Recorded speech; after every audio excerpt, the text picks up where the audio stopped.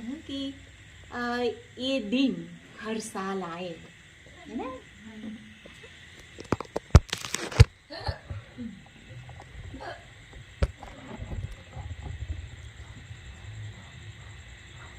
साहिब बंदगी शाही पायो जी मैंने राम रतन धन पायो, पायो जी मैंने राम रतन धन पायो। वस्तु अमौलिक दी मेरे सद्गुरु, वस्तु अमौलिक दी मेरे सद्गुरु, कृपा करि अपनायो, कृपा करि अपनायो। पायो जी मैंने राम रतन धन पायो। खर्ची न खूटी वाको चोर न लूटी, खर्ची न खूटी वाको चोर न लूटी, दिन दिन बढ़त सवायो, दिन दिन बढ़त सवायो। पायो जी मैंने राम रतन धन पायो, पायो जी मैंने राम रतन धन पायो। मीरा के प्रभु गिरधर ना गुण, मीरा कहे प्रभु गिरधर ना गुण, हरख हरख यश गायो, हरख हरख यश गायो। पायो जी मैंने राम रतन धन पायो, पायो जी मैंने राम रतन धन पायो।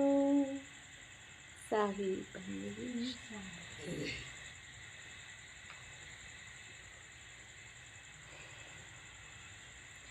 मीरा का ये प्रसिद्ध भजन राम रतन धन पायो, राम रतन, ए राम जो अपने हृदय में निवास करने वाला चेतन तत्व, उसी को उद्देश्य करके मीरा ने ये कहा है कि राम रतन धन पायो।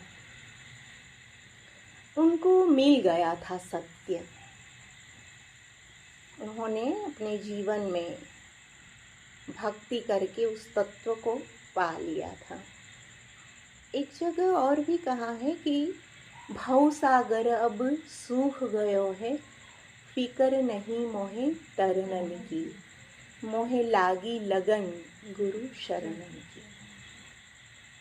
गुरु चरण, सदगुरु कबीर ने भी कहा है, कहे कबीर हरि शरण गहूँ, गो खुर बच्छ विस्तार। गौ खुर, गाय के बछड़े के खुर को लांघने के समान ये जीवन कट जाता है। संसार में अनेक प्रकार की उलझनें हैं, तकलीफें हैं, दुख हैं, शरीर है, मन है, व्यवहार है, संसार है। उस सबके चक्कर में पड़ कर के बेचारा जीव बड़ा दुखी है। सबको ये चाहते हैं कि इन कष्टों से, इन दुखों से हम बच जाएं, इस पृथ्वी पर जितने भी तनधारी जीव हैं, चाहे वो चींटी हो या हाथी हो या मानवेतर अन्य पशु पक्षी हो या मनुष्य हो, सब कोई चाहते हैं कि हमें केवल सुख मिले, शांति मिले। मानवेतर अन्य पशु पक्षी ये नहीं समझते हैं कि सुख और शांति, लेकिन वो स्वभाव है आत्मा का।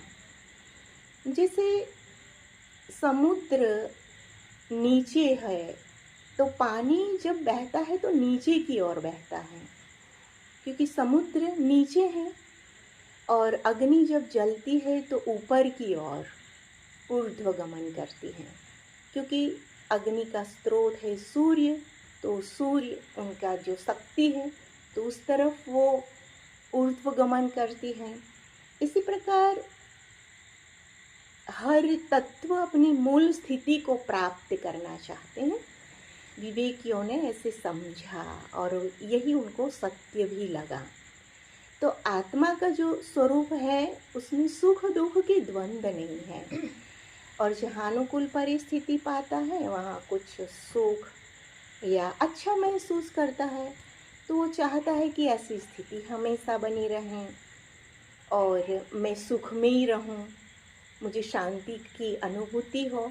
तो वो जो भावना रहती है हर जीव की, तो वो अपनी मूल स्वरूप को पाना चाहते हैं, इसलिए कोई दुख नहीं चाहता।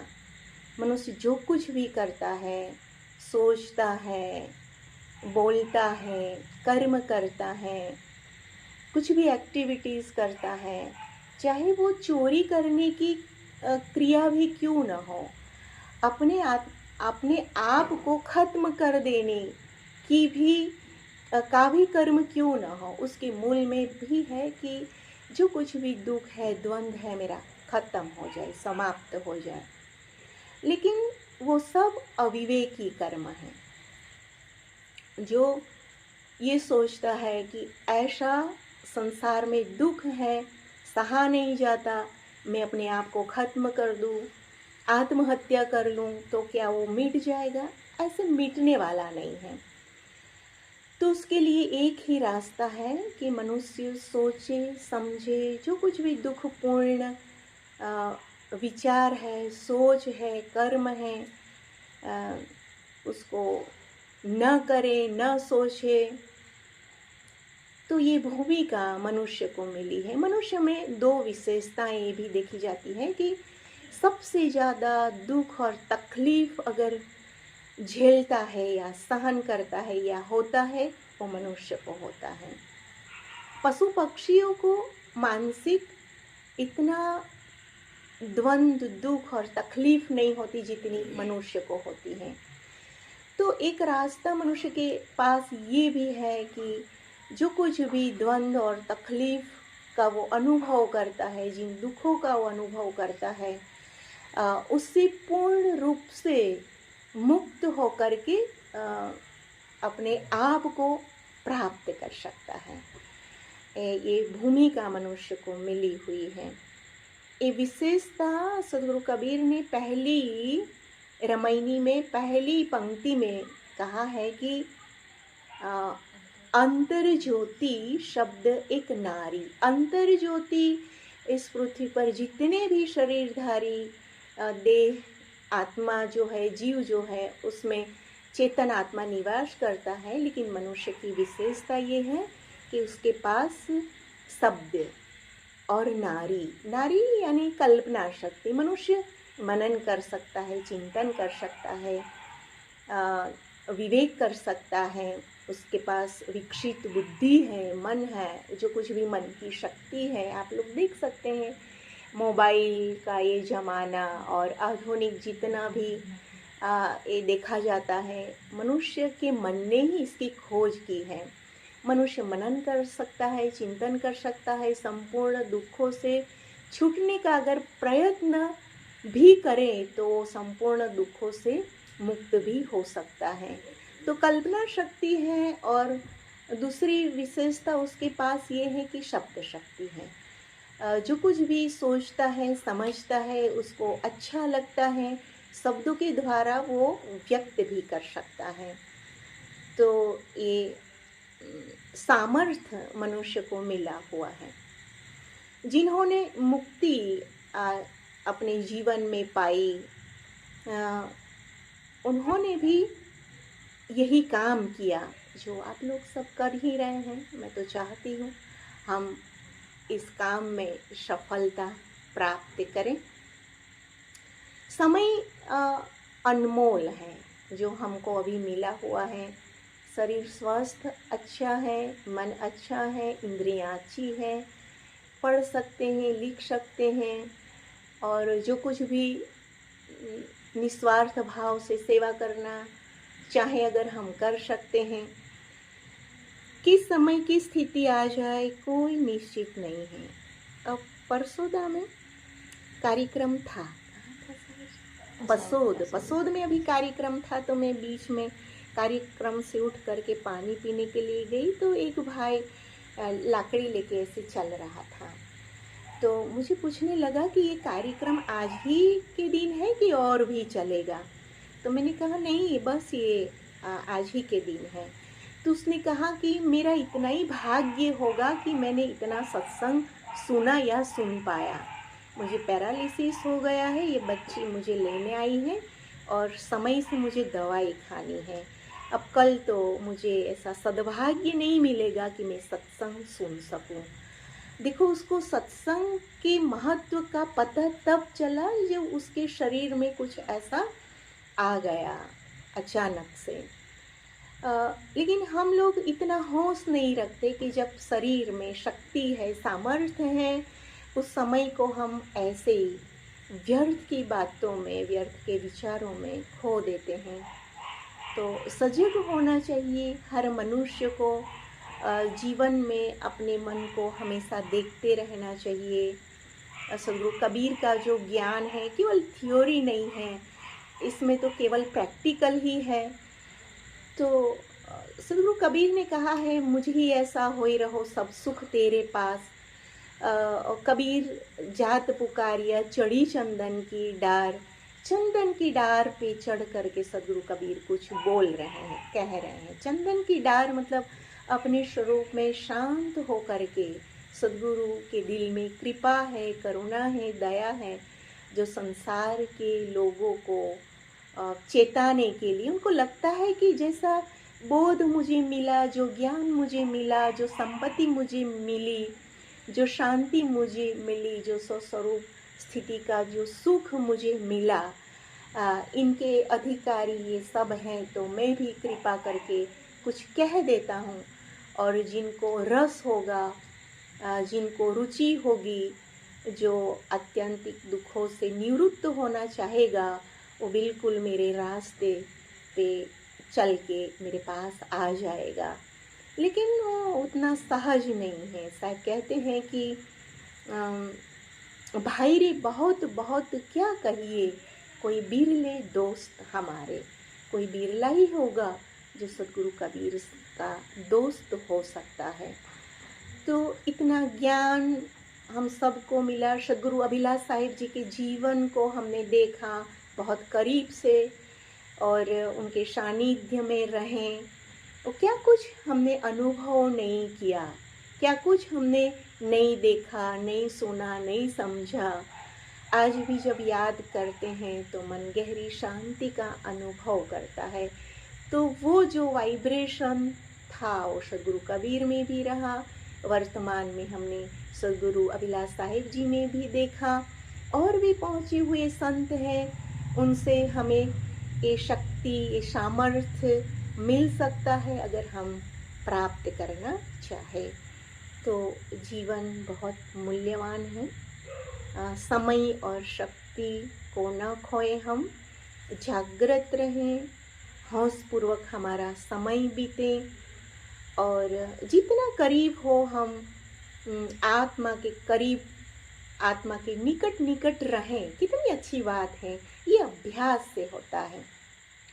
छोटी छोटी चीज़ वस्तुओं के लिए हमारा मन लालायित था एक समय, आज वो नहीं है। छोटी छोटी बातों को लेकर के हम दुखी होते हैं, होते रहें, आज भी शायद हो जाते हैं कभी कभी। लेकिन काफ़ी अंतर आ गया। तो अभ्यास से धीरे धीरे ये स्थिति भी आ सकती है, आई थिंक, कि कोई ऐसा स्टेज आ जाएगा जीवन में, कुछ ऐसी ऊंचाई आ जाएगी, कोई हमें कुछ भी कह दे, हमारे सामने कुछ भी हो जाए, कैसी भी परिस्थिति आ जाए, हम उसके सामने हम अपने आप को मजबूत महसूस करें, डरे ना, विचलित ना हो और शांत रह करके उसको देख पाएँ। आज भी मुझे याद है, गुरुजी ने मुझे कहा था कि आज मैं हूँ, कल मैं नहीं रहूँगा, आज तुम्हारी माँ है, कल नहीं रहेगी, उस दिन के लिए भी तैयारी कर लेना जब मैं नहीं रहूँगा, तुम्हारी माँ नहीं रहेगी। एक कहना ये चाहते कि जीवन में न जाने कैसी कैसी परिस्थितियाँ आ जाएं, उन परिस्थितियों के सामने लड़ने के लिए अभी से तैयार और मजबूत रहना है। और उस दशा के लिए उससे कैसे बचें, तो उसके लिए गुरु कबीर ने कहा है, निजरु नीरु जानी परिहरिया। परिहरिया मतलब त्याग कर देना। विवेकी लोग क्या करते हैं, संसार को प्रवाह रूप समझ करके, जल प्रपात जो झरना बहता है पहाड़ से नीचे की ओर, तब जो पानी ऊपर से नीचे की ओर बहता है पहाड़ से, तो उसको जल प्रपात कहते हैं। सद्गुरु कहते हैं कि विवेकवान लोग संसार की जो कुछ भी स्थितियाँ आती हैं उनको जल प्रपात वत समझ करके उनके दृष्टा हो जाते हैं, उनमें मिलते नहीं हैं। निरंतर ये बातें अगर हम सोचते रहें, समझते रहें और मनन चिंतन करते रहें, तो सचमुच में वो दृष्टि, जिसको कहते हैं दृष्टा, उस स्थिति को हम प्राप्त कर सकते हैं। और कबीर पंथ में जहाँ हम पारक सिद्धांत के अनुयायी माने जाते हैं या समझे जाते हैं, तो उसके लिए यही स्थिति को प्राप्त करना जरूरी है, जिसको दृष्टा कहो और स्वस्वरूप की स्थिति कहो, एक ही बात है। यानी जीवन में आने वाली हर परिस्थितियों के हम दृष्टा बने, उसमें मिले ना। दृष्टा यानी देख लें कि भाई ऐसा हो गया, उस क्रिया में ना, प्रतिक्रिया में ना पड़े, न ज़्यादा सोचने लगे, न ज़्यादा उसमें डूबने लगे, स्थिर रहे, शांत रहे। तो वज्र होते तृण खीन में होई, यानी वज्र जैसी परिस्थिति को भी साधक तृण के बराबर समझता है, विवेकवान। और जिनके पास विवेक नहीं है, जागृति नहीं है, उत्तरण तृण जैसी परिस्थिति को भी यानी बहुत बड़ा बना देता है, तो अविवेक का ही लक्षण है। तो ये है मन की विशेषता, यानी मन हमारे पास हमेशा है, हम उसको हर समय हर पल देख सकते हैं और उसको कह सकते हैं कि भाई तू ऐसा न सोच, ऐसा न कर, तो धीरे धीरे वो ठीक हो जाता है। जैसे माँ अपने बच्चे को जैसा बनाना चाहती है वैसा ही वो बन जाता है, वैसा ही अगर साधक अपने मन को जैसा बनाना चाहे वैसा वो बन सकता है। तो हम सबको यही रास्ते पे चलना है और जीवन यापन करना है। अभी मैं एक संत के पास गई थी, तो मैंने कहा साहिब जी वो स्थिति नहीं हो रही है कि जिसको हम चाहें मन हमेशा स्थिर रहें, ऐसा नहीं हो पाता है। तो कहने लगे कि कहीं ऐसा ना हो कि इतना जीवन जीने के बाद ऐसा लगे कि मेरा जीवन व्यर्थ ही चला गया, ऐसा महसूस ना हो। तो ऐसा कुछ करना जिससे आपको अपने जीवन को जीने का संतोष मिले। यानी साधना मार्ग में हम हैं, कहीं ऐसा ना हो कि समय तो चला गया, जो काम करना बाकी था वो रह गया, ऐसा अफसोस ना हो। मौत कभी भी आ सकती है, जीवन में कुछ भी हो सकता है, लेकिन उस पल हम ये महसूस करें, हाँ जो पाना था पा लिया, जो करना था कर लिया। अब समय आ जाए चलने का, तब भी हम तैयार हो। तो किसी भी एज में, किसी भी परिस्थिति में साधक को इन सारी बातों के लिए तैयार होना चाहिए, और यही सच्चा साधक है ना। अब ऐसा है, मन को आप जैसा बनाना चाहो वो बनेगा। आप हमेशा ध्यान की याद कराएं, सजगता की याद कराएं, होश की याद कराएं, तो वो बिल्कुल वैसा बन जाएगा।